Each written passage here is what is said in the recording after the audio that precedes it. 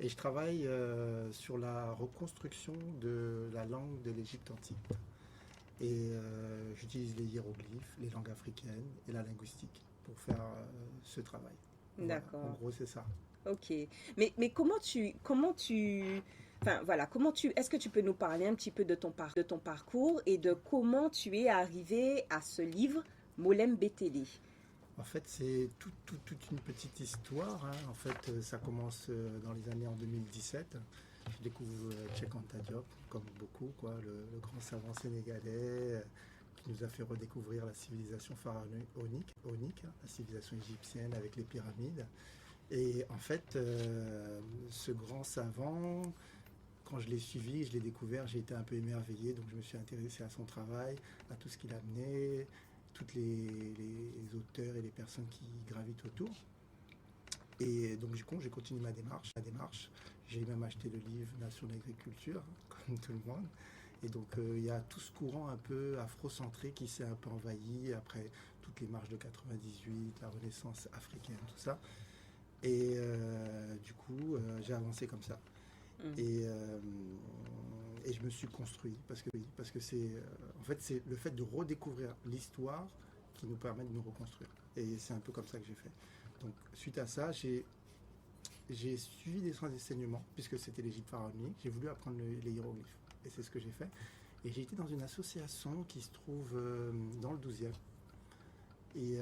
En fait, c'est un burkinabé du nom de Yoporeka Sommet. En fait, c'est une association qui s'appelle Kepera, qui a des magazines depuis 92, hein, si je ne dis pas de bêtises, et dont d'ailleurs un des fils de Cheikh Anta Diop est dans cette association qui fait des magazines scientifiques. Donc en fait, c'est un cursus classique, hein, que j'ai voulu entamer dans l'égyptologie avec une idéologie, du moins avec une vision africaine de la culture africaine. Suite à ça, j'ai poursuivi mon trajet parce que pour des petites raisons techniques, j'ai pas continué. Et du coup, j'ai pris tout le côté analytique avec une autre association, l'association Njeli, dont le principal précurseur, celui qui fait la méthode dedans, c'est Dibom Bari Mbok, avec sa méthode Kuma. Et donc, du coup, j'ai suivi tout son parcours, j'ai suivi un peu ses livres, j'ai suivi ses cours. Et en fait, ça m'a permis de découvrir toutes les langues africaines. Et en fait, c'est en découvrant les langues africaines, en découvrant la civilisation pharaonique, que je me suis dit, j'ai eu mon petit déclic, et je me suis dit, il y a quelque chose qui ne va pas, il faut que je fasse ça. Mais comment ça enfin, qu'est-ce qui t'a fait justement? Quel a été ce petit quelque chose où là où tu t'es dit, mais il y a quelque chose qui cloche? Est-ce que c'est dans le discours? Qu'est-ce qui a fait que tu t'es dit, il y a quelque chose qui sonne pas, il y a quelque chose qui cloche, Bah, justement? en fait, le truc, c'est que je suis un chercheur. J'aime bien chercher, j'aime bien découvrir, un peu comme tout le monde. Et quand on fait des exercices linguistiques, de la recherche, bah, on fouille un peu partout, on fait des essais, on teste. Et au bout d'un moment, on dit, mais tiens, c'est bizarre ce que je trouve, ça a l'air de coller. Donc D'accord. j'ai suivi mon instinct et je me suis dit, on va aller plus loin, on va tester, on va tester. Et j'ai testé, j'ai fait des comparatifs dans les langues africaines. Je me dis, waouh, là je tiens quelque chose. J'en ai parlé, mais dans tout ce qui est scientifique, il faut pouvoir démontrer ce qu'on a fait. Et les gens disent, ils peuvent pas te croire comme ça et c'est normal. Personne ne peut Mm. croire quelqu'un qui vient de nulle part. Donc j'ai testé, je me suis dit, je vais montrer ce que je sais faire et du coup j'ai fait Molem Betele pour montrer que j'avais compris comment ça fonctionnait et qu'il fallait vraiment changer la méthode. Oui, parce que c'est vrai que ton travail, c'est un travail colossal déjà de un, et c'est vrai que, entre guillemets, enfin, s'attaquer, c'est peut-être pas le bon mot, mais Si, si, c'est le mot. s'attaquer comme ça au hiéroglyphe, en tout cas à la traduction, parce qu'en fait, ce que tu dis, en gros, c'est que peut-être que, Je, que, je dis pas peut-être. voilà, Pour moi, c'est pas peut-être. En voilà. fait, j'explique brièvement parce qu'en Mhm, fait, ça a l'air un peu abstrait pour les gens. Les hiéroglyphes, dans la conception, la conception est bonne, mais ce que j'appelle l'écriture en elle-même, est pour moi un peu erronée. En fait, tout est basé sur le copte, d'accord? Et le copte, on appelle ça le dernier stade de l'égyptien ancien, c'est-à-dire, c'est comme nous, le créole, c'est le dernier stade de l'Afrique, des langues africaines qui existent encore, si on devrait faire un comparatif. Sauf que c'est cette langue-là qui est basée pour faire toute la traduction égyptologique. C'est comme si on prenait par exemple le martiniquais ou guadeloupéen pour refaire du latin ou pour refaire la première langue africaine. Ça paraît un peu, quand on connaît juste nos 200 ans d'histoire et on voit comment notre créole il est, la structure elle est fiable, mais le contenu, on voit bien que une bonne majorité des mots, soit ils sont transformés, c'est des mots français transformés, soit c'est des mots africains transformés. C'est plus vraiment, je suis pas sûr que non seulement qu'on comprenne les langues africaines, j'en connais pas beaucoup, et que même si on parle notre créole en Afrique, je suis pas sûr qu'on serait compris complètement. Donc c'est pour donner un peu le contexte. Donc en fait, excuse-moi de t'interrompre, donc en fait pour pouvoir reformuler ce que tu dis, en gros une langue, donc elle se transforme, elle vit, elle meurt aussi, il y a des langues qui... Pas tout à fait. En fait, il y a beaucoup de gens qui disent qu'il y a des langues mortes et il y a des langues vivantes. Je suis pas trop dans cette culture. Moi, je pense que c'est comme si on dit l'électricité elle disparaît, mais elle disparaît jamais, elle se déplace quoi. Je pense qu'en fait une langue ne meurt pas. Il y a des résidus qui restent, et elle se transforme, elle se déplace, elle revient d'une manière ou d'une autre, mais elle meurt jamais. Alors que dans la culture, on va dire la culture qu'on nous enseigne, on appelle ça des langues mortes, d'accord? Sauf que, juste pour donner un exemple, beaucoup des mots latins viennent du Kikongo, ou des langues Congo, ou du Lingala. Sauf que le Kikongo et le Lingala sont pas morts, d'accord? Le mot mpassi, qui veut dire douleur, quand on parle du patient, au niveau médical, on voit bien que c'est quelqu'un qui souffre. Donc le mot n'est pas mort. Donc il n'y a pas de raison que... Donc du coup, la langue n'est pas morte. D'accord. Donc c'est ça, c'est cette vision des langues mortes que je ne suis pas tellement d'accord, et en fait c'est mon travail qui m'a permis justement de me sortir de cette vision. D'accord. Et est-ce que tu peux justement peut-être... on va y revenir encore, hein, on laisse un peu le suspense pour présenter un petit peu plus en profondeur le livre, mais du coup, est-ce que tu pourrais nous parler, on va peut-être remonter aux fondamentaux sur tout ce qui est égyptologie, sur l'Égypte, et puis peut-être un petit peu plus tard aussi du lien qu'il y a avec l'Afrique. Est-ce que tu peux nous... Oui, je vais faire un petit bref. En fait, déjà, il faut resituer où est l'Égypte. L'Égypte, c'est un pays qui est situé sur le nord-est de l'Afrique. Vraiment, c'est la base.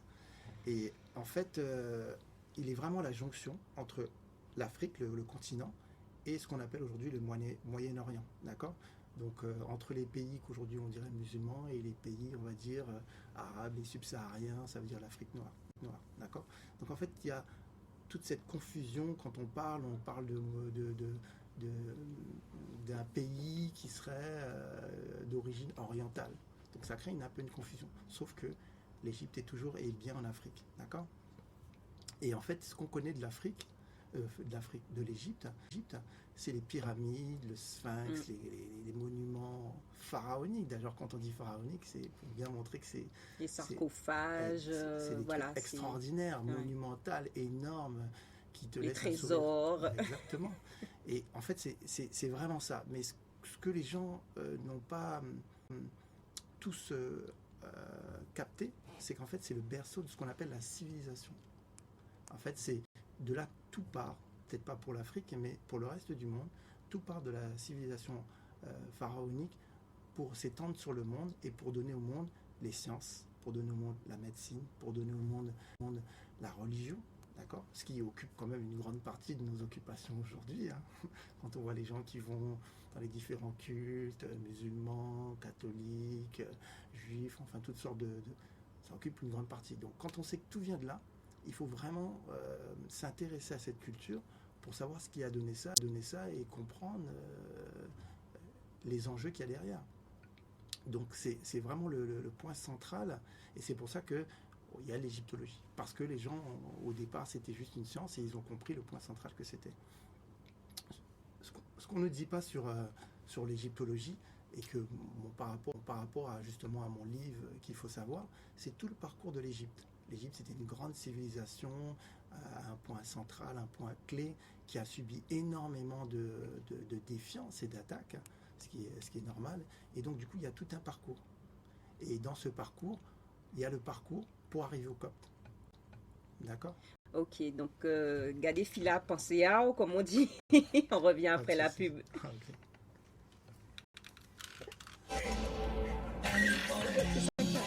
Ah ouais, j'ai compris. Il est 20h22. Vous êtes bien sur Espace FM 98.8. Vous êtes dans le bouillon qu'il avec Corinne. Et j'ai le grand plaisir de recevoir Yélem Bokaï. Et nous étions en train de discuter justement de son livre Molem Betele, de ses recherches sur les hiéroglyphes. Et donc vraiment un travail colossal et vraiment un domaine vraiment passionnant. Passionnant puisqu'il touche vraiment comme tu disais, tu es en train de nous expliquer un petit peu, de nous parler un petit peu de l'Égypte, qui est vraiment le berceau vraiment des civilisations et de plein de choses en fait, des sciences, de la culture, de plein de choses. Tout Et à fait. donc du coup, voilà. Donc avant de te laisser poursuivre, je rappelle aux auditeurs que le numéro de téléphone pour pouvoir nous joindre, c'est le 01 40 87 79 00. Donc, Yélem Bokaï, je te laisse poursuivre. Voilà. Et donc je parlais de l'Égypte et du parcours des langues dans l'Égypte. Mais ce qu'il faut savoir de l'Égypte, c'est qu'elle a subi beaucoup d'événements qui ont fait qu'il y a eu la chute des différents gouvernants. Et en fait, c'est ça tout le processus dans une société et qui fait qu'il y a des changements de pouvoir, mais aussi des changements de langue à tous les niveaux, quoi. Et donc pour l'Égypte, je disais que le copte c'est le dernier stade de la langue des Égyptiens. Mais le copte qu'on connaît ou que Champollion a étudié en 1800. On va reparler de Champollion tout à l'heure. C'est un copte qui a subi plus de 3 ou 5000 millénaires d'histoire. Donc nous on a subi 200 ans, donc j'imagine dans ce laps de temps, on oublie que l'Égypte a subi beaucoup d'envahissements. Ils ont eu les Perses, ils ont eu les Hittites, ils ont eu les Assyriens, ils ont eu les Grecs, ils ont eu les Romains, je veux dire, donc les Latins, ils ont eu les chrétiens, les Latins. Enfin, tout ça, c'était un gros groupe. Et pour la dernière phase, ils ont eu les musulmans. Donc, quand on parle du copte, il faut bien mettre ça dans sa tête, c'est que comment une langue qui a plus de 3000 ans, 4000 ans, 5000 ans d'histoire, elle fait pour résister à autant de variations et être intacte et nous donner un résultat dans les hiéroglyphes. Donc, je dis pas que il ne reste pas des choses, mais le français qu'on parle aujourd'hui, c'est pas le latin d'hier. Donc il y a quand même des nuances à apporter, et en fait il faut vraiment cette clarté dans l'esprit pour s'apercevoir quand même qu'il y a des nuances sur le résultat qu'on a attendu. On peut quand même retrouver des mots véritablement qui ressemblent au copte, mais on ne sait pas la déformation et on ne sait pas si c'est des emprunts, on ne sait pas si c'est des allers-retours. Donc il y a des gens qui vont vous dire oui, mais en Afrique on retrouve tel ou tel mot, c'est certes, mais on ne sait pas si c'est un aller-retour, on ne sait pas si c'est un emprunt, on ne sait pas si c'est une déformation. On fait des recherches, on croise et après on fait des correspondances et après on se dit, je pense qu'elle est sur la même voie. Mais c'est parce que les langues sont jamais très éloignées. On peut avoir des mots en français qui sont comme en wolof. Il y a des mots wolof qui existent en Bretagne. Il y a des mots français qui existent ailleurs, quoi. Donc, il faut vraiment être très très prudent sur ça. Et dans tout travail, de toutes les manières, ce qui compte, c'est ces croisements des données justement d'essayer toujours de se confronter aux autres.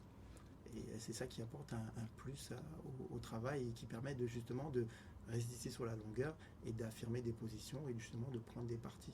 Donc vraiment, il faut vraiment faire attention quand on parle du copte et quand on parle des hiéroglyphes, que c'est une langue qui a été restructurée avec avec beaucoup d'attaques et 5000 ans d'histoire où ils étaient plus au pouvoir depuis plus de 2000 ans, quoi. D'accord. Donc il faut vraiment avoir un bémol. C'est pour ça que moi, quand j'ai fait mon travail de recherche, au départ j'étais sur la méthode classique, hein, et que j'étais sur une méthode classique avec un ajout de langue africaine. Et c'est justement cet ajout qui m'a fait permettre d'avoir le déclic et de voir justement les petites nuances. Parce qu'en fait, par exemple, juste pour vous donner un exemple, il y a au moins 5 ou 6, on va dire, phrases, pour que les gens puissent comprendre, mais on appelle ça des graphies, qui ont le même sens. Alors que quand nous, par exemple, on met un accent sur un mot, il prend un sens tout de suite différent. Si je dis parler et perler, c'est structurellement le même mot, quasiment, mais l'accent donne un autre sens. Donc quand un signe change dans un dessin, c'est qu'il a forcément une particularité, il ajoute quelque chose au mot ou quelque chose à la chose qui est énoncée. Donc faut vraiment sous-peser cette histoire de copte. Et en fait, j'appuie dessus volontairement, c'est pour que les gens puissent bien comprendre que le travail que tout un chacun chercheur fait, c'est de trouver les failles, d'essayer de chercher la vérité ou les solutions pour améliorer le travail de tout le monde, hein, et de toujours se remettre en question sur les failles, y compris sur mon travail. Et donc je sais bien que c'est un travail de pionnier, de précurseur, mais qu'il a aussi énormément de failles comme tout travail, quoi. D'accord. Et justement, si on revenait un petit peu plus en détail sur le hiéroglyphe lui-même, Ouais. sur ce que c'est. Ouais. Donc tout à l'heure, tu disais que c'était une langue égyptienne, mais donc j'ai un petit peu cherché aussi, Ouais. et je crois qu'il y a plusieurs. Donc il y a le copte, donc qui est, on va dire, il est encore parlé d'ailleurs aujourd'hui, le Il est copte. plus trop parlé. En fait, c'est plus une langue ecclésiastique. C'est une langue comme on le met latin dans les églises, hein. Et en fait, c'est ça la particularité. Mais il ne peut pas vraiment dire que c'est une langue courante comme tout le monde. C'est une langue très écrite, avec des écrits avec du grec, mais c'est plus vraiment, on ne peut pas vraiment dire que c'est une langue parlée comme nous on en parle aujourd'hui. D'accord. Donc il y aurait donc le copte, donc qui serait, on va dire, une langue qui C'est descend, c'est une langue qui descend de l'égyptien ancien. De l'égyptien ancien. Mais c'est la base sur laquelle est formée la langue qu'on appelle égyptienne aujourd'hui. D'accord, très bien. C'est ça. Et le hiéroglyphe, pour revenir à ce que tu disais, le hiéroglyphe, c'est des dessins. C'est ça. C'est des dessins qu'on lit. Certains diraient que c'est des sons. Ça veut dire chaque dessin représente un son. En fait, il y a toute une technique de lecture, hein, qui place certains signes comme des idées, d'autres comme des sons. C'est un peu technique, mais pour pas rentrer dans les choses très techniques, en fait, c'est juste une lecture. Et en fait, l'égyptologie classe les hiéroglyphes comme des symboles, des écritures, et comme une langue, mais comme un alphabet, limite un peu comme un alphabet, avec quelques petites nuances. Il y a certains signes qui ont deux sons, 3 sons, mais c'est comme ça qu'ils le classent, d'accord ? Ils ne le classent pas comme nous, on dirait, par exemple, si on fait des rébus, tel signe fait tel signe, comme on dit Minnesota, on fait, on va dire Tennessee, on met une petite feuille de thé, on fait un petit nez et on fait une lettre ici. C'est des mots. Okay. Même s'ils ont un seul son, c'est des mots. D'accord. Okay. Moi, je pense que c'est plus ça le hiéroglyphe. Mais j'irai même plus loin. Dans mes recherches, je me suis aperçu que pour moi, le hiéroglyphe est plus que ça. D'accord. Plus que juste un son. Alors, tu nous racontes ça tout à l'heure. 20h37 de retour dans le bouillon culturel. Alors, je peux vous dire que dans le studio, les discussions vont montrer, parce que nous recevons donc aujourd'hui Yelim Bokai, qui est l'auteur du livre Molembetele. C'est un jeune chercheur indépendant, donc qui fait ses travaux sur les hiéroglyphes. Et justement, il était en train de nous expliquer un petit peu, justement, nous parler un petit peu des hiéroglyphes, comment dire, on est en train de discuter, de dire que l'Égypte, en tout cas, est un grand mystère encore pour beaucoup de chercheurs, que beaucoup de chercheurs se sont penchés, et qu'il y a encore beaucoup de questions. qui questions. restent en suspens comme ça. Et Exactement. donc voilà, ton travail un petit peu nous aide, en tout cas nous éclaire un petit J'espère peu. que ça va vous aider. Et donc voilà, on est en train de parler justement des Des hiéroglyphes, tout à fait, de tout à cette fait. langue, parce que c'est une langue. C'est une langue, tout à fait. Et toi, tu nous disais que pour toi, c'était comme on peut dire des rébus. Est-ce qu'on peut C'est- dire ça comme Ouais, ça? on peut dire que c'est des rébus, Voilà. mais c'est pas n'importe quel rébus, c'est ça la particularité. Mais avant de dire ce que moi j'ai trouvé, je veux juste te faire une petite explication. En fait, il y a les hiéroglyphes, c'est des symboles. Mais ce que les gens savent peu ou ignorent parfois, c'est qu'en Égypte, il existait trois types d'écriture. C'est les hiéroglyphes, le hiérotique et le démotique. Le démotique est arrivé un peu plus tard dans l'histoire de l'Égypte, mais ça laisse supposer quand même qu'il y avait trois écritures. D'accord? Ce qui est pas anodin dans une société. Il n'y a pas le français, le latin et le grec. Donc il y a le français, et on n'écrit pas trois français différents, d'accord? On écrit en majuscule, mais ça laisse supposer qu'il y a quand même quelque chose de particulier. Mais pour moi, en fait, le hiéroglyphe, c'est pas... C'est le démotique, surtout sur la dernière période, ce que les gens ignorent, c'est que tout le monde ne lisait pas les hiéroglyphes. C'était, je ne sais pas si les gens disent que c'était réservé à une élite ou ce que je crois, moi, objectivement, c'est que la lecture et l'apprentissage, quand il y a énormément de signes, il faut la démocratiser et que justement, c'était pas forcément accessible à tout le monde, donc c'était assez restrictif. Donc tout le monde n'avait pas accès à la lecture des hiéroglyphes et donc c'était assez restrictif. Et dans les dernières périodes, je pense qu'il y avait beaucoup de gens qui avaient accès justement aux démotiques. Ce qui laisse penser quand même que c'est assez particulier. Donc, mais ce qui est particulier, c'est que il y a le démotique que tout le monde utilise, comme nous on écrit le français, mais qui a encore des hiéroglyphes. Parce que, donc pour moi, mon hypothèse, c'est justement de penser que ce que les gens appellent le hiéroglyphe, c'est comme le latin, c'est comme du latin pour nous, ou du grec. C'est une langue très très ancienne que les gens conservent, justement pour continuer à garder les traces étymologiques de ce qu'était la langue du début. Mais c'est ça. Pour moi, c'est vraiment ça. Ça veut dire que c'est pas une langue forcément que les Égyptiens parlaient à toutes les époques. Ils ont probablement parlé sur les premières, au début de la création de l'Égypte. Mais sur la fin, je suis pas sûr qu'ils parlaient exactement la langue des hiéroglyphes. Je pense que justement, c'était gardé justement comme quelque chose d'assez comme du latin ou du grec, comme quand on écrit sur nos monuments en latin, et que justement, pour rappeler l'origine de leur langue et l'origine d'où ils venaient, quoi. Je pense que c'est vraiment ça la chose particulière. Et les questions, c'est est-ce que les Égyptiens parlaient justement, c'est ça, est-ce qu'ils parlaient cette langue? Si oui, à quelle période? Moi, je pense que c'est justement la première période.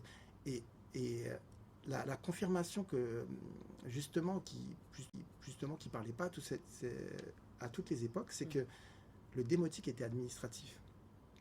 Comme nous, aux Antilles, on écrit en français, on parle en français. Pas tout le monde d'ailleurs, hein, on peut se poser des questions, hein, mais on écrit en français.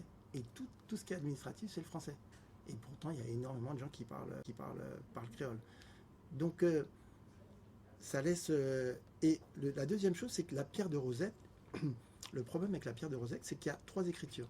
Ça veut dire que la première écriture, le démotique, c'est l'écriture du peuple. Ça veut dire que c'est la langue que tout le monde parle. Et pour moi, je pense que c'est ça le critère. La deuxième, le grec, c'est la langue de ceux qui administrent. C'est comme si c'était les Français. Et justement, le hiéroglyphe, ça serait comme le latin ou le grec. C'est juste la langue pour rappeler d'où viennent leurs ancêtres, une langue que certains diraient comme sacrée. Tout à fait, si c'est une langue comme ça.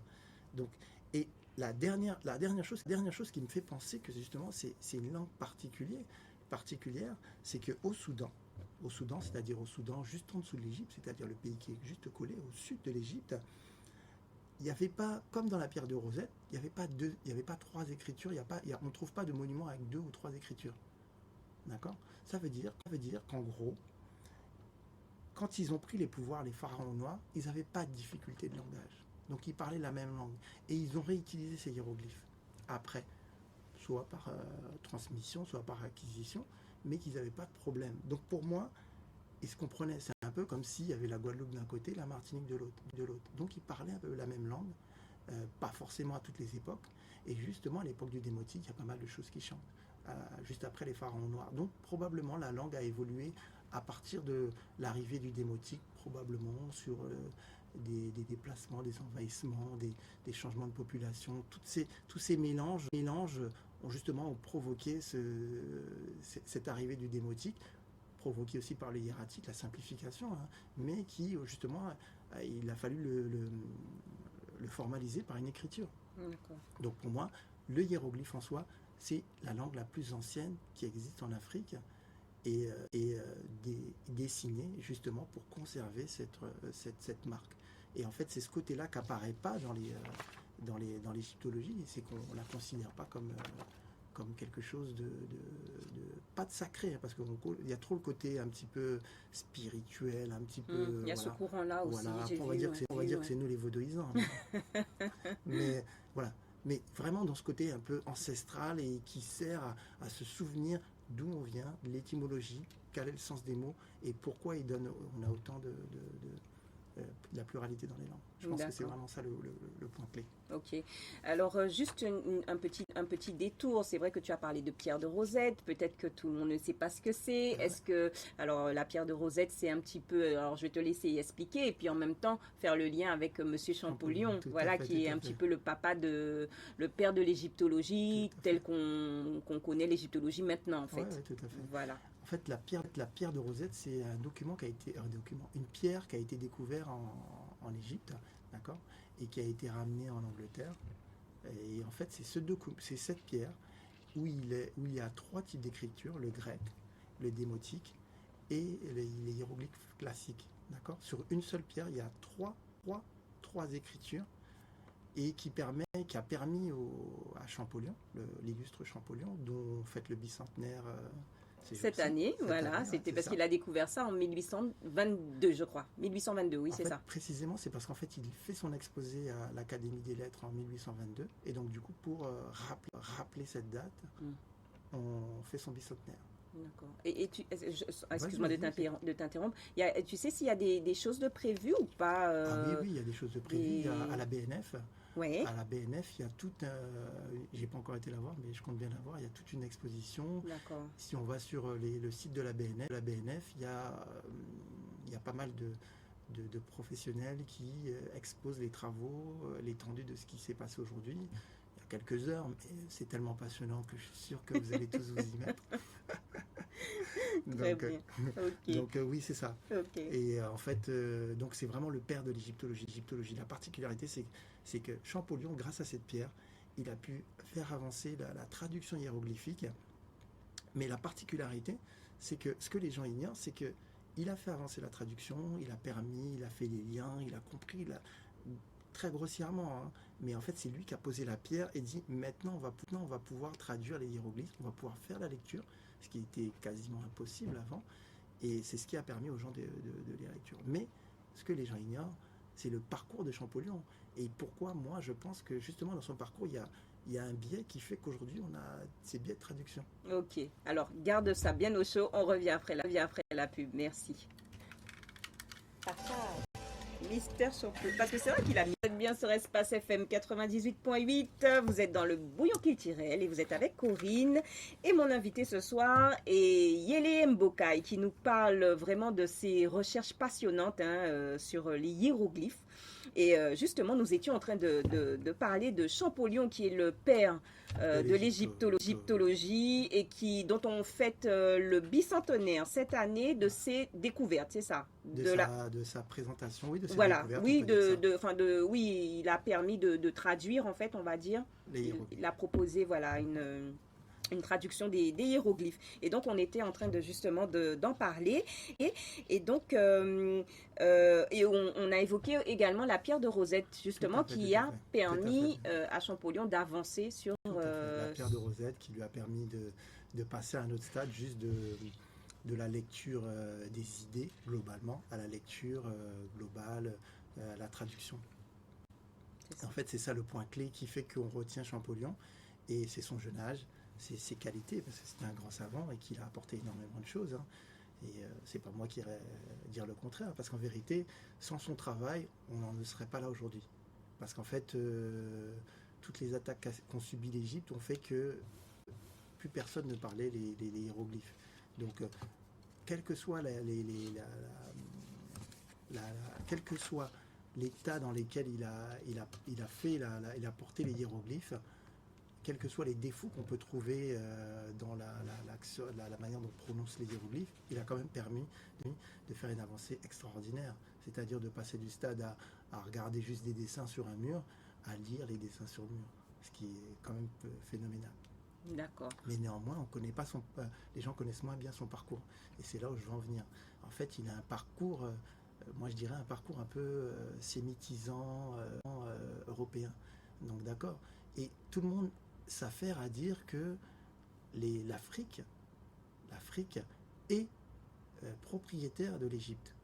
Mais si l'Afrique est propriétaire de l'Égypte, comment quelqu'un qui, tout son parcours, a baigné dans toutes les langues européennes, il a fait les langues orientales, européennes, énormément de langues anciennes, mais principalement des langues européennes et orientales. La seule langue qu'il a fait qui n'était pas dans ce registre, c'est le copte. D'accord ? Et il a baigné dans le copte d'une manière phénoménale. Pour lui, c'était un bain de jouvence. Et donc, du coup, comment ce personnage qui, justement, baigne dans un bain oriental, européen, de langue, et qui s'approprie le copte, une langue qui est ultra déformée, qui a elle aussi baigné dans la culture européenne et dans les langues européennes, comment ils peuvent permettre une vocalisation correcte des hiéroglyphes. C'est comme un décalage dans la réalité quand on fait ça. En fait, pour moi, c'est vraiment un point central. Il y en a qui diraient qu'il faut revocaliser. Moi, je dis qu'il ne faut pas revocaliser, justement. Il faut refaire le travail de Champollion avec les langues africaines, pour être sûr, justement, qu'il n'y ait pas ce décalage. Et en fait, c'est le travail qui manque. En fait, les gens se basent sur le travail de Champollion pour dire le travail de Champollion est bon. On va reformuler. Ça veut dire que quand on part d'un système qui est quel qu'il soit, bon ou pas bon, et on va l'améliorer.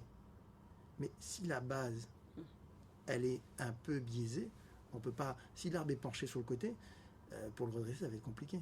Donc, si on veut être afrocentré, on veut se dire, appartenir, capturer justement cette civilisation, il faut soi-même s'assurer que les fondements, les bases sont africaines.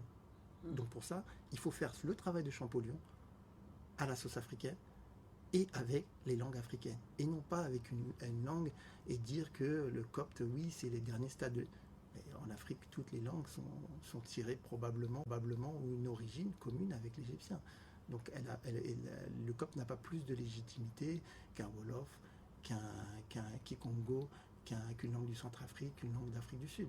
Donc ce travail-là doit être fait aujourd'hui, et c'est ce que je propose avec Molembe Télé. Avec Molembe Télé, c'est que je reprends les langues qui pour moi sont les plus anciennes. Les langues Congo sont vraiment des langues très très anciennes, quoi, parce qu'en fait elles sont dans le berceau de la civilisation, de la naissance de la civilisation, et c'est ce que j'ai fait. Et en faisant ce travail, j'ai vraiment ce que je me suis aperçu. Donc c'est pour ça que je voulais vraiment mettre le point sur Champollion, pas parce qu'il n'est pas un savant exceptionnel, c'est un savant exceptionnel qui a vécu très peu de temps, mais lui-même disait que c'est l'avenir qui dirait si l'Égypte est africaine ou pas. C'est ça. Et justement, il faut qu'on soit les suivants de Champollion, comme on est aussi les suivants de Cheikh Anta Diop sur le plan de la rigueur scientifique. Et cette rigueur veut qu'on repart à la base, justement, pour s'approprier et refaire ce travail de recherche et s'assurer des bonnes bases, quoi. D'accord. Et donc, effectivement, comme tu disais tout à l'heure, c'est là que Molembe Télé arrive. Exactement. Et Molembe Télé qui signifie, d'ailleurs? Pour moi, Molembe Télé, quand je l'ai fait, et je me suis collé aux langues Congo, parce que pour moi, c'est vraiment les plus anciennes, il y avait un mot qui signifiait Elembo. Elembo, c'est les signes, d'accord? La traduction littérale de Molembe Télé, j'ai voulu que ça colle avec le mot qu'on appelle Medu Necher, d'accord? C'est le mot qui est utilisé dans les hiéroglyphes, qu'on traduit par les paroles de Dieu, d'accord? Donc je suis parti sur cette base-là, j'ai dit je vais faire la traduction de ce dessin, de cette graphie, ça dépend comment on le dit, pour voir si vraiment c'était ça. Et justement, je suis parti sur cette idée. Donc moi, je traduis, je fais waouh, voilà, je vais faire. Ça me donne les paroles de Dieu. Ouais, je dis ça correspond à peu près. Et au fur et à mesure de,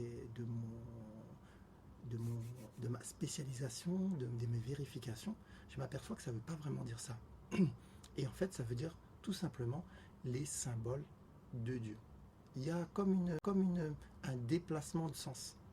C'est un peu comme quand, je vais prendre une métaphore un peu violente peut-être pour l'esprit, hein, mais c'est comme si par exemple on a un animal, un petit oiseau dans sa maison, et un petit oiseau qui chante, et on parle à son voisin, on dit ouais, aujourd'hui j'ai mon petit Pipi Rich, il m'a parlé, tu comprends? Et le gars va dire, tout le monde va comprendre que l'oiseau il n'aura pas parlé, mais qu'il aura chanté. Mais en fait, dans le langage, on aura cru que si tu viens 100 ou 150 ans après, on va dire ouais, il y avait un oiseau qui parlait. D'accord. D'accord. Ok. Donc en fait, je pense que c'est une déformation de langage qui est restée dans le langage courant, et que justement la traduction n'a pas permis, la traduction de Champollion n'a pas permis de faire la différence. Et que moi, avec les langues Congo, je fais la différence. Pour moi, ce mot-là, et je l'ai retrouvé tel qu'il est, ça veut dire tout simplement les paroles de Dieu. Pour être stricto sensu réel, c'est pas vraiment les paroles de Dieu, c'est les paroles de la source. D'accord. Et d'ailleurs, il y a un peuple qu'on appelle les Dogons du Mali. Ils disent pas les paroles, ils disent pas justement les paroles, eux ils parlent des symboles de la création. Et justement, c'est ce qui fait que c'est là la particularité, c'est que moi je trouve les symboles de la source, qui est justement la source du monde, donc de la création, et eux ils parlent de symboles de la création. Tout de suite, quand on le dit comme ça, on voit tout de suite le lien avec les traditions, puisque c'est les traditions qui disent ça, les traditions africaines. Tandis que quand on parle de parole de Dieu, déjà Dieu c'est un mot abstrait, hein, les gens n'ont pas cette conscience, mais même si on en a tous une idée différente et une conception différente, mais c'est un mot très abstrait, et qui pour les Égyptiens n'était pas un mot du tout abstrait. Donc il faut vraiment faire la nuance, et justement le fait de repasser ce travail à la moulinette, et de repartir avec les langues africaines nous permet justement d'effeuiller et de dépoussiérer les petites choses qui n'ont pas été vues, et d'affiner le travail de traduction, et de reprendre possession justement de tout ce travail, quoi. D'accord. Mais du coup, quelle a été un petit peu ta méthodologie alors? Justement, comment tu as travaillé? Parce que tu es parti un petit peu de ton intuition. Tout Enfin, à fait, ouais. ça part toujours un petit peu de Ouais, son ça fait intuition, intuition, et puis on se dit, exactement. tiens, je vais vérifier. Ben, en fait, à la manière dont je travaille, c'est que pour faire simple, j'ai pas suivi du tout la méthode classique. D'accord. La méthode classique, c'est-à-dire la méthode des égyptologues, c'est qu'ils confrontent les hiéroglyphes, puisque c'est Champollion qui s'en occupait, au copte. D'accord. Donc ils voient dans le copte ce qui ressemble, ce qui se rapproche, ils confrontent, ils disent probablement c'est ça, ils font des suggestions, et ils font des assemblages, ils font des comparaisons. En fait, c'est de la comparaison, c'est de la reconstruction linguistique, et ils se rapprochent, ils disent dans le langage, ils ont des éléments qui leur font dire probablement c'est ça, très probablement que c'est ça. D'accord. Sauf que peut-être la prononciation n'est pas exacte, mais pour eux c'est ça. Donc ils font avec le copte un croisement. Alors que moi, ce que je fais, c'est que et ils font copte hiéroglyphe. Moi, ce que je fais pas copte hiéroglyphe, je fais langue africaine Congo, hiéroglyphe, et pour reconstruire le mot. Et ce que je fais, c'est que je n'utilise pas le copte. Je n'ai pas besoin en réalité d'utiliser le copte. Ce que je garde, c'est uniquement le sens. Le sens, et pour vérifier le sens, et pour pas m'éloigner trop loin justement de la traduction, et pour vérifier cette traduction. Et donc du coup, là où les différences se font, c'est que quand on passe par la méthode copte, probablement que la grammaire a beaucoup évolué et a changé. Tandis que moi, quand je passe par les langues Congo, la grammaire n'est pas exactement la même. Donc ça me donne des petites nuances, mais je m'y retrouve, et justement je vois les nuances de phrases et de prononciation. Ça paraît un peu technique comme ça, mais en vérité c'est très passionnant. Ah oui, mais non, mais ça, on est vraiment suspendu à tes lèvres justement, et parce que c'est vrai qu'on n'a pas l'habitude en fait voilà, de ce genre, de ce sujet, les hiéroglyphes en fait, voilà, hein, je sais pas si toi tu Nous, c'est, enfin, voilà, Moi, je suis jusqu'à... scotché, bien. Oui, C'est voilà, vraiment, c'est vrai j'apprécie, que les ouais. hiéroglyphes, pour moi, c'était Ouais. pas, enfin voilà, c'était pas quelque chose, un sujet auquel je m'étais intéressée plus que ça. Et voilà, pour moi, ça avait été traduit point barre. Voilà, Oui, c'était un oui, petit peu ça. oui, c'est vrai, ça paraît traduit comme ça. Et justement, c'est ça la particularité, c'est que ça paraît traduit, mais si on le remet en contexte, on s'aperçoit il y a des petites nuances, il y a des petits défauts. Et donc, du coup, faut vraiment essayer de se remettre dans ce contexte et de penser comme si on était aux Antilles et la France. Faut penser les Antilles et la France toujours. Et si tu penses toujours dans ton propre, faut pas penser les Coptes Mm. et et l'Égypte en dehors. Faut se remettre soi-même dans la peau de ce qu'est le copte, les hiéroglyphes, les personnes qui t'entourent, et ça te donne des résultats. Donc, faut toujours rester dans ce contact, et après, on arrive à retrouver. Et moi, c'est ce que j'ai fait de la reconstruction. Et juste pour donner un petit exemple, par exemple, le mot que tout le monde dit que l'Égypte s'appelle Kem ou Kemet, d'accord, et que souvent la plupart des milieux afro-santé, on dit Kama, d'accord. Donc déjà, on n'est pas tous d'accord sur comment ça se prononce, tu vois, parce que soit on prononce le T, soit on prononce pas, ce qui est pas vraiment normal, puisque normalement, c'est des gens rigoureux. Les gens rigoureux ne disent pas on prononce espace ou espèce, ce qui donne pas le même son, tu vois. Donc, c'est comme si on dit espèce FM, c'est pas pareil qu'espace FM. Non, Hein. c'est pas pareil. D'accord. Donc, il faut vraiment être très, très rigoureux. Et moi, ce que je trouve pas de Cam ou de Kemet. Moi, ce que je trouve, c'est que le nom des Dogons, je trouve que le nom, c'est Dogo ou Dougou, en fonction de la prononciation. C'est juste une question de prononciation. Et, et ça correspond à le peuple malien qui s'appelle les Dogons. Donc ça correspond à une réalité, tandis qu'il y a des gens qui vont te dire que oui, Kama, on va retrouver. Mais en fait, c'est parcellaire. Comment une montagne, si tu as une montagne devant toi et qu'elle s'écroule, elle s'effrite, ça, il va rester quand même un gros mont. Tu vas la voir. Si la montagne, c'est le Kilimandjaro, tu le vois à des centaines et des centaines de mètres. Même quand il s'écroule, tu vas quand même le voir de loin. Quand on prend Kama, on voit juste des petits morceaux, comme s'il y avait des pierres à terre, on voit pas grand-chose. Tandis que quand je dis Dougou, Dogo, ça parle à l'Afrique en vérité. Parce qu'on retrouve ce mot-là partout, dans les noms, dans les prénoms, le mot, c'est le mot pour dire ami, c'est le mot pour dire citoyen, c'est le mot pour la collectivité, c'est un mot qui est ultra courant. D'accord. Donc ce mot-là, c'est vraiment le cœur de centre. Et en fait, c'est le mot qui est utilisé pour dire, comme c'est Doko, et ça voulait dire la terre noire, d'accord. Ça veut dire qu'ils ne se voyaient pas comme des gens différents d'aujourd'hui. Ils se voyaient comme des terriens, mais de couleur noire, d'accord. Donc, si on est tous des terriens, on est tous des Dougous. Enfin, Dougou c'est noir. Donc, si on est tous des noirs, on est forcément tous des Dougous, des terriens noirs. Et il n'y a rien de péjoratif là-dedans, justement, parce qu'on reste sur la racine du mot. Donc, on voit vraiment que les mots n'étaient pas choisis au pif, mais si je fais Kama, je ne peux pas avoir cette pensée. Et en fait, c'est logique. Par exemple, si on va dans la Bible tout de suite, on comprend pourquoi le lien de la Bible s'est fait tout de suite, puisque les hommes sont faits avec la terre. Si les Dougous, ce sont des terriens, on comprend tout de suite le lien sémantique. C'est ça la particularité. D'accord. Et donc, du coup, si on ne se trompe pas dans les mots, on ne se trompe pas dans les sens, on fait tout de suite le lien avec les différents liens et les différents déplacements de sens. Et après, ce qu'on peut faire pour être sûr de ce travail-là, c'est qu'on regarde comme dans les autres sociétés qui entouraient l'Égypte. Si Kama existe, forcément, elle a une influence sur tous les autres. Et moi, par exemple, quand je fais mon travail et que je trouve Dougou, en fait, c'est Dagadougou, comme Ouagadougou au Burkina Faso. Ouagadougou, tout le monde connaît Ouagadougou au Burkina Faso, ce qui correspond au nom de l'Égypte. Ben, si je prends au Moyen-Orient ou en Asie, je retrouve des noms qui correspondent justement à ce mot-là. Par exemple, je vais prendre juste une société, la société indienne. D'accord. Il y a une civilisation qui s'appelle la civilisation de Mohenjo-Daro.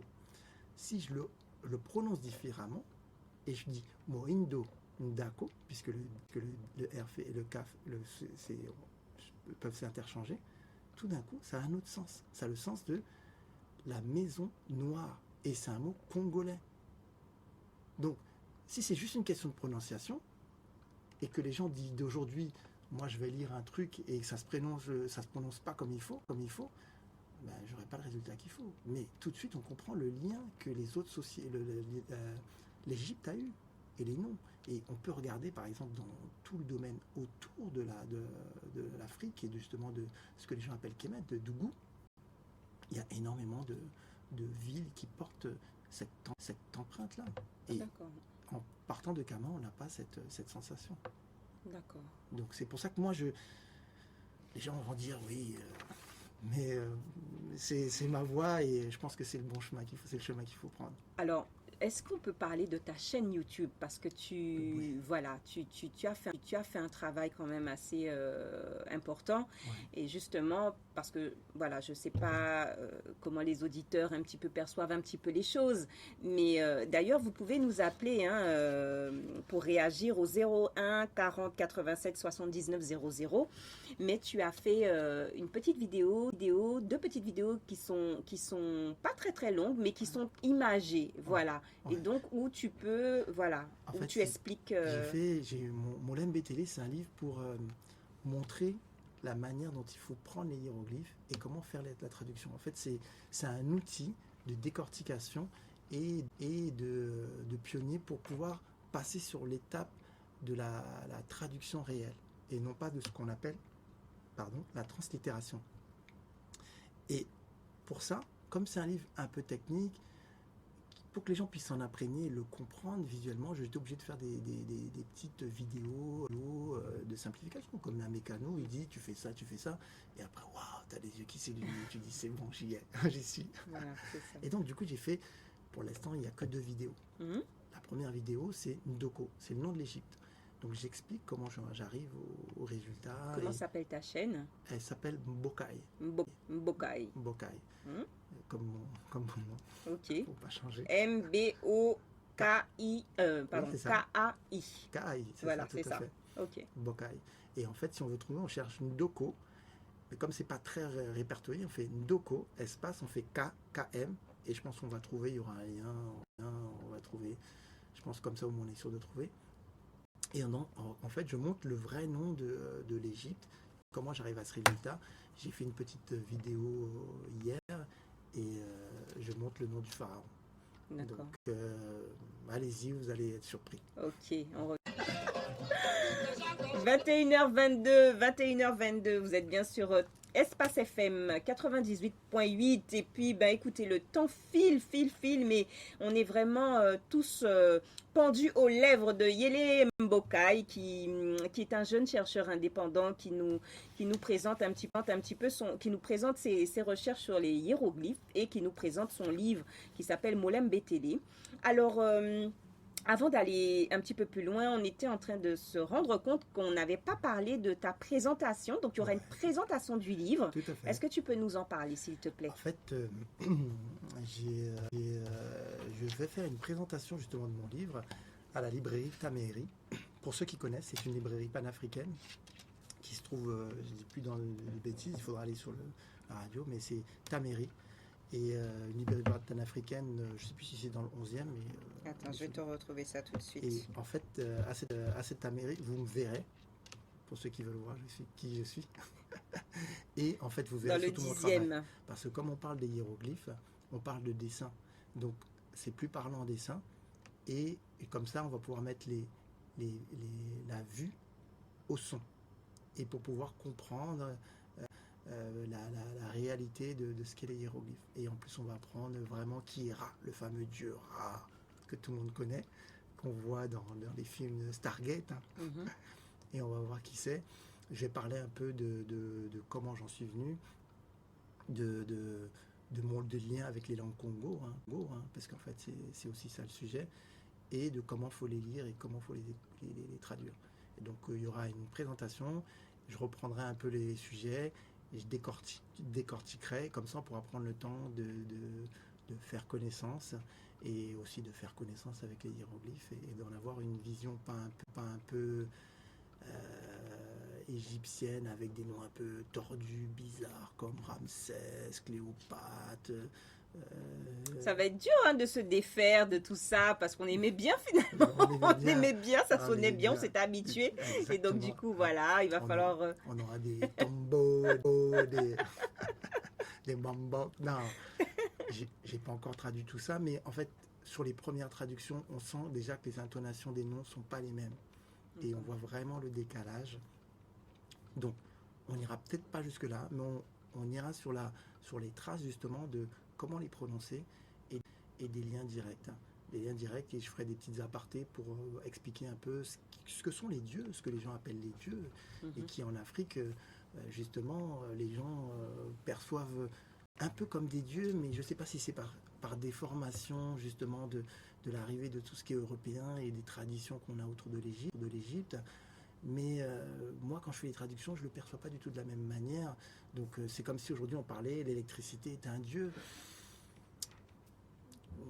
Dans la société qu'on vit aujourd'hui, on ne place pas comme ça. On dit pas ça. La lumière n'est pas un dieu, l'électricité n'est pas un dieu, le vent n'est pas un dieu.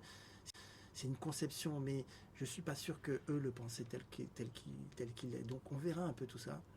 Et l'objectif, c'est ça. Et on le verra en image. Et en image, c'est parlant. Et c'est ça le but.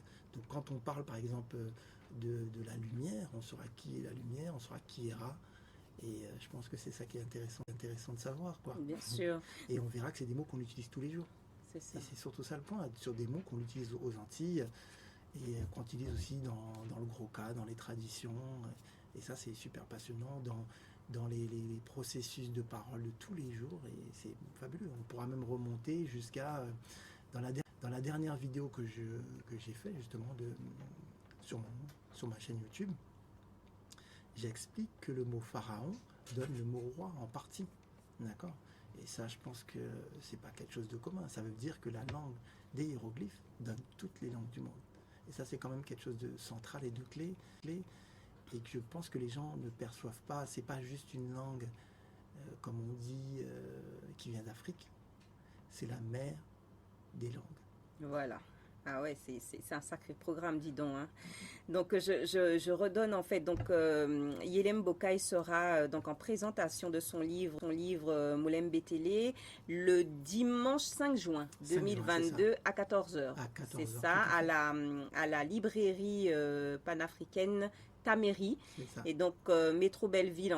Donc on vous laisse aller regarder sur internet comment vous rendre à la librairie, donc c'est le métro Belleville, ligne 2 ou 11, voilà. Et donc c'est dans le 10e à Paris. Dans le 10e à Paris, oui, je m'étais trompé. Non. D'accord. Et ça va être très intéressant. De Chalet. Oui, voilà, pardon, excuse-moi, oui, tout à fait. 19 rue du Chalet, t'as bien, merci. On ne voit pas la librairie en passant. En fait, c'est dans une espèce d'immeuble un peu parisien, vous voyez. Il faut sonner, c'est tout, il y a marqué Taméry. Accès à la cour, à droite, exactement. Local situé à gauche du numéro 19. Voilà. Dès qu'on a passé la cour, on y est. Voilà. On ne peut pas se tromper, il y a beaucoup de gens qui connaissent. Donc, normalement, dès qu'on a passé le portail, on trouve la librairie. D'accord. Et je serai heureux de vous accueillir. Bah écoute, avec plaisir. Alors, dis-nous un petit peu où tu en es de tes recherches actuellement. Est-ce que tu continues toujours ou tu fais une petite pause ou non, c'est ça. Tu es mordu par les hiéroglyphes, ça y est. Je crois que si c'était la peste, elle m'aurait déjà emporté. D'accord. Non, j'ai fait des découvertes surprenantes. Des choses que je n'osais même pas imaginer. Je fais des liens entre les différentes sociétés, les parcours, en fait, des choses qu'on ne penserait pas. Par exemple, tout simplement, le Osiris. Qui est Osiris? Tout le monde dit, ouais, Osiris, mais les rats. Garde Osiris et on revient après la pub. Pas de souci.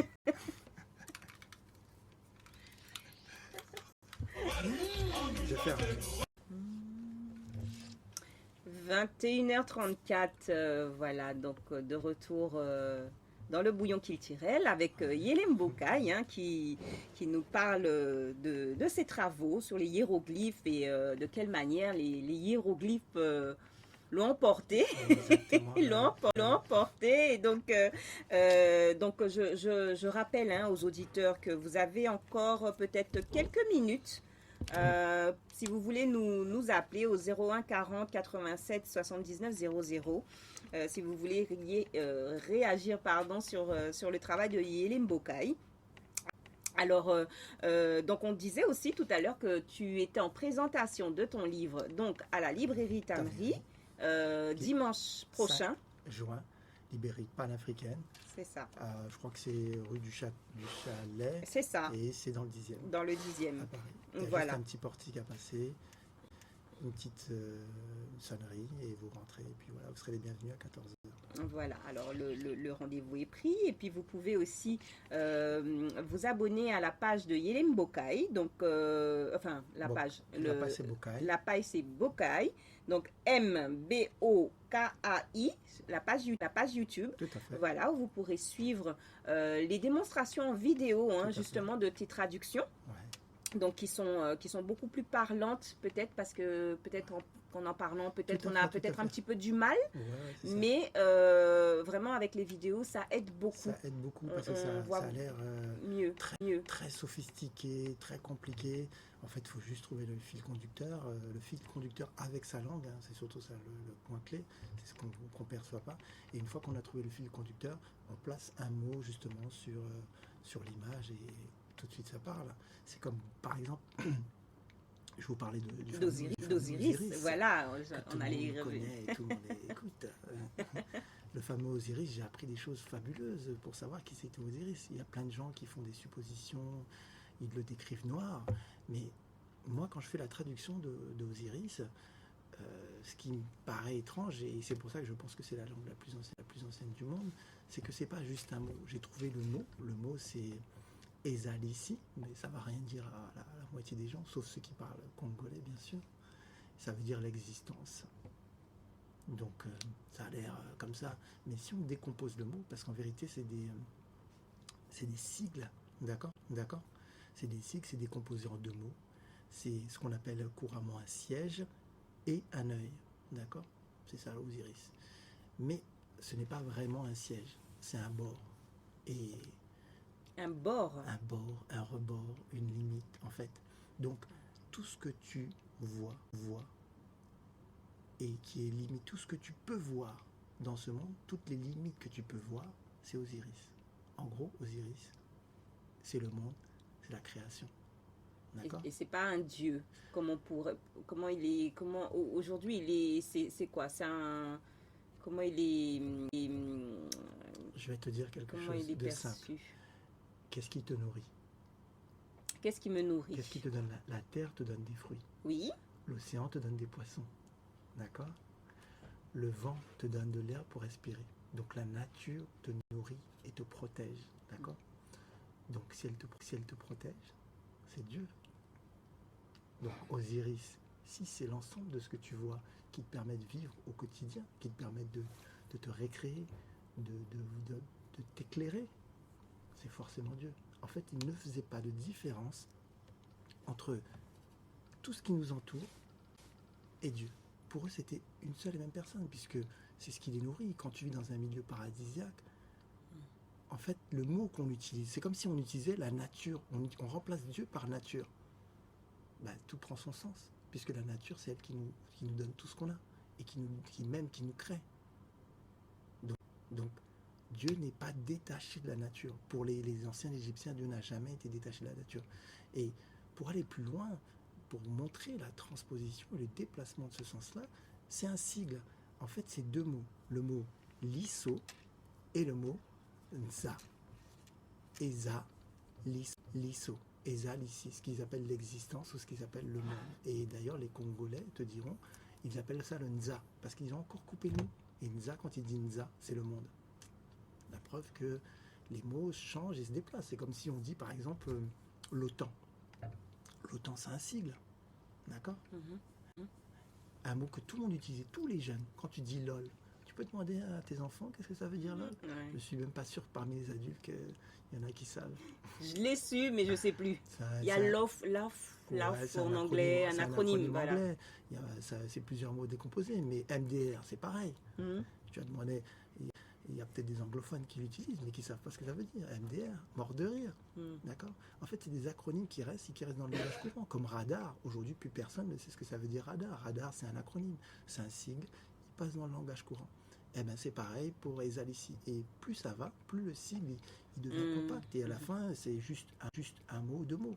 Eh bien, en fait, Exalici, c'est, quand tu le traduis à deux lettres, c'est le lettre Z, ZA, NZA. Et la lettre S, de l'ISO, du saut. Donc, si tu fais Zas, ça te donne qui? Zas. Un dieu qui jette des éclairs. Comment tu l'appelles? Ah, Zeus.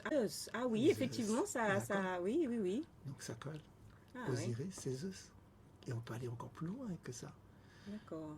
Pour pas aller trop loin, pour pas choquer les gens. Je vais juste vous prendre un truc que souvent, nous, on utilise, les rastas. Les rastas, ils aiment bien ce mot-là. Exalici, si tu l'utilises aux Antilles, tu dis c'est la CI. Tout le monde connaissait la CI. Tu connais, c'est la CI? Ouais, c'est ça. Ben, c'est le mot. C'est pour ça que les Éthiopiens qui sont à côté des Soudanais, qui sont dans le même secteur, ils l'utilisent. Parce que justement, ils ont gardé ce mot-là. D'accord. Donc, en fait, c'est des acronymes. Acronymes, quand tu les lis comme ça, et ça, les gens ne le perçoivent pas, parce qu'en fait, chacun...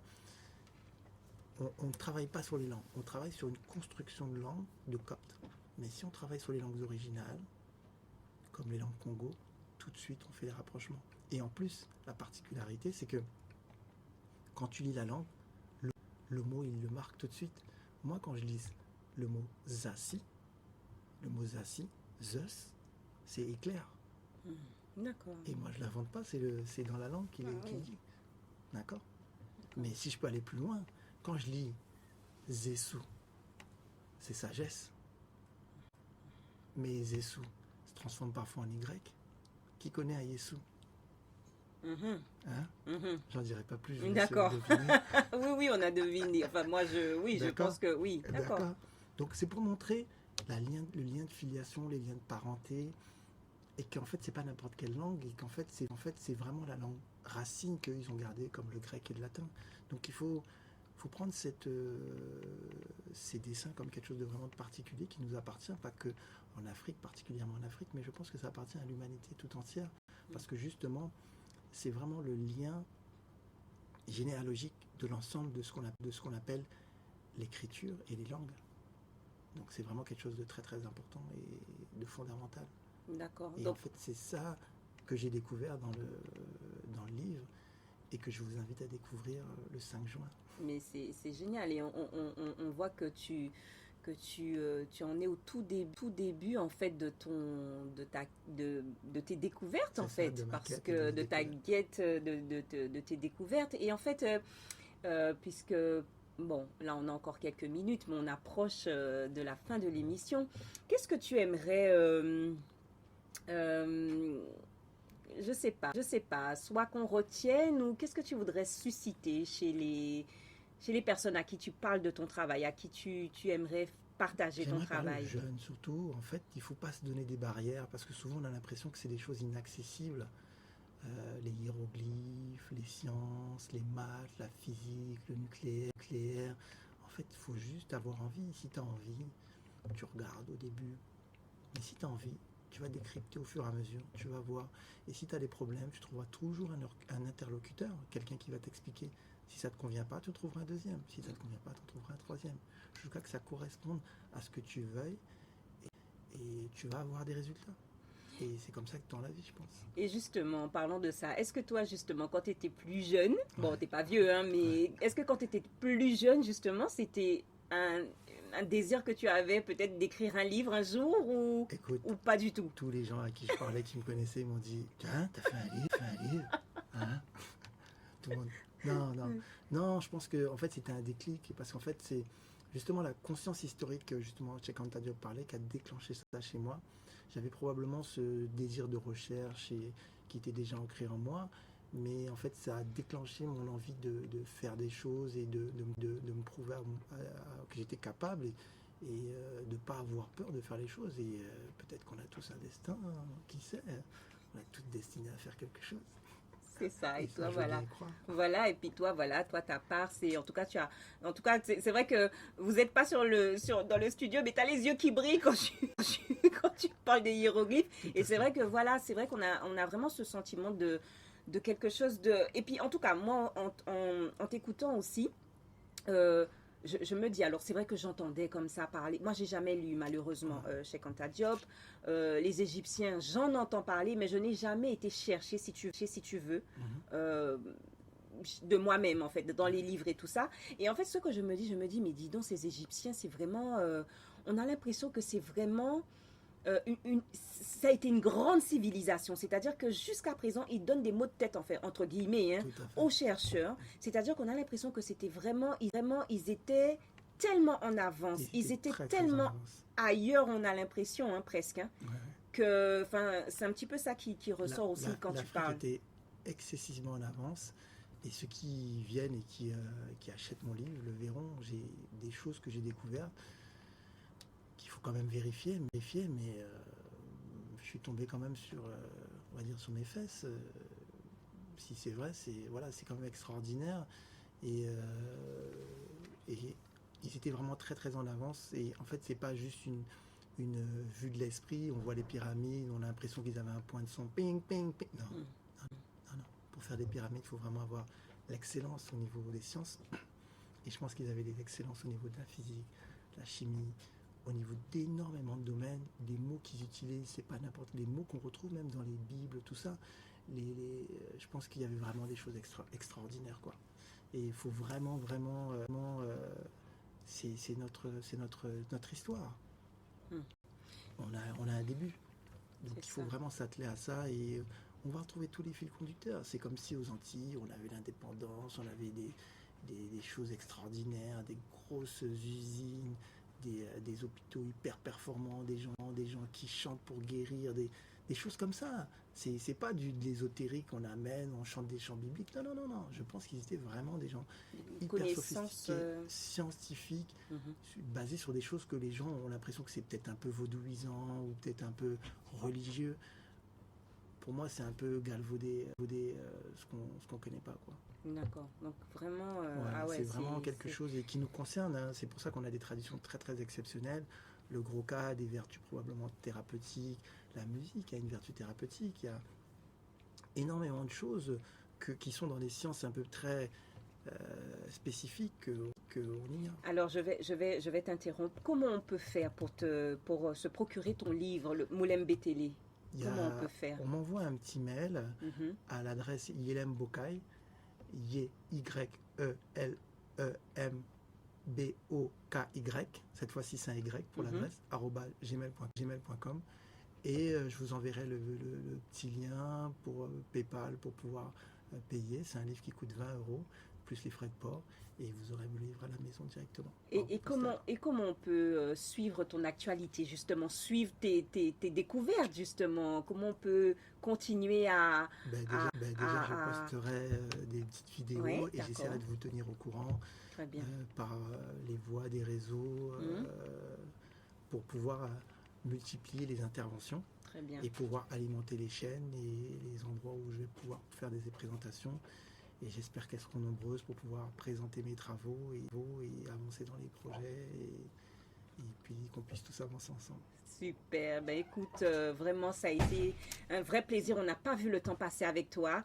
Donc, Merci. retenez bien son nom, Yelem Bokai. Hélène Boca. Et voilà, et ben écoute, au grand plaisir de se retrouver et de continuer à découvrir avec toi les mystères, les secrets des hiéroglyphes. Écoute, j'ai été ravi, j'ai passé un super moment, une équipe superbe.